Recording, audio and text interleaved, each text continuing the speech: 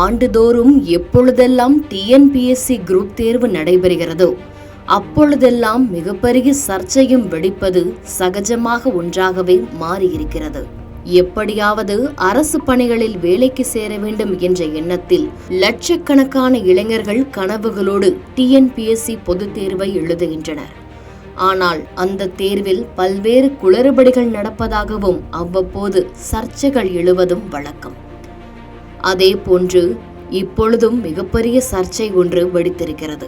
TNPSC group 4 விடைத்தாள் பெட்டிகள் பிரிக்கப்பட்டதாக செய்திகள் வெளியாகி மிகப்பெரிய பரபரப்பை ஏற்படுத்திய நிலையில் எங்கே பிரிக்கப்பட்டது என விசாரணை நடத்தப்படும் என டிஎன்பிஎஸ்சி தலைவர் விளக்கமளித்துள்ளார். குரூப் 4 தேர்வு அண்மையில் நடைபெற்று முடிந்த நிலையில் சேலம் மாவட்டத்தில் குரூப் 4 விடைத்தாள்கள் அடங்கிய அட்டை பெட்டிகள் பிரிக்கப்பட்டு விடைத்தாள்கள் அனைத்தும் வெளியே எடுக்கப்பட்டதாக சமூக ஊடகங்களில் செய்தி பரப்பியது. கிராம நிர்வாக அலுவலர்கள், இளநிலை உதவியாளர்கள், தட்டச்சர் மற்றும் சுருக்கெழுத்து தட்டச்சர்கள், உதவியாளர்கள், வனக்காவலர், வனக்காப்பாளர்கள் உள்ளிட்ட 3935 காலி பணியிடங்கள் குரூப் 4 பிரிவில் உள்ளன.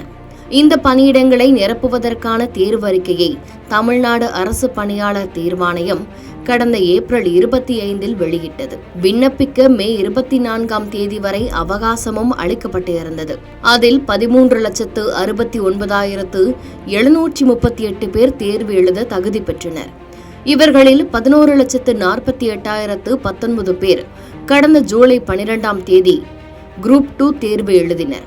இதற்கான தேர்வு முடிவுகள் அடுத்த 3 மாதங்களில் வெளியிடப்படும் என தெரிவிக்கப்பட்டது.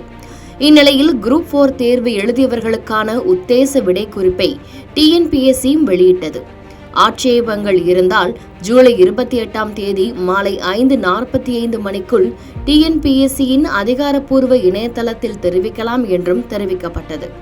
இதற்கிடையே சேலம் மாவட்டத்தில் இருந்து அனுப்பப்பட்ட விடைத்தாள் கட்டுகள் உரிய பாதுகாப்பில்லாமல் அட்டை பெட்டிகள் ஆங்காங்கே கிழிக்கப்பட்டும் முறையாக சீலிடப்படாமலும் இருக்கும் புகைப்படங்கள் வெளியாகி சமூக ஊடகங்களில் பரவி வருகின்றன. இந்நிலையில் டிஎன்பிஎஸ்சி குரூப் 4 விடைத்தாள் பெட்டிகள் பிரிக்கப்பட்டதாக வெளியான செய்திக்கு டிஎன்பிஎஸ்சி மறுப்பு தெரிவித்து உள்ளது. விடைத்தாள்களை தவிர்த்து மற்ற ஆவணங்கள் மட்டுமே அட்டை பெட்டிகளில் வைத்து அனுப்பப்படும்.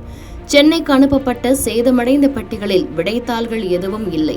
அட்டை பெட்டியில் விடைத்தாள் பிரிக்கப்பட்ட நிகழ்வு எங்கே நடந்தது என விசாரணையும் நடத்தப்படும் என்றும் டிஎன்பிஎஸ்சி தலைவர் பிரபாகர் விளக்கமளித்துள்ளார். செய்திகளை உடனுக்குடன் தெரிந்து கொள்ள கீழ்கண்ட கேபிள் மற்றும் டிடிஎச் நெட்வொர்க்குகளில் எம்நாடு செய்தி தொலைக்காட்சியை காணுங்கள். பாதகம் செய்பவரை கண்டால் நாம் பயம் கொள்ளலாகாது பாப்பா. மோதி மிதித்துவிடு பாப்பா, அவர் முகத்தில் உமிழ்ந்துவிடு பாப்பா. அண்மை செய்திகளை உடனுக்குடன் தெரிந்து கொள்ள இணைந்திருங்கள் எம்நாடு தொலைக்காட்சியுடன்.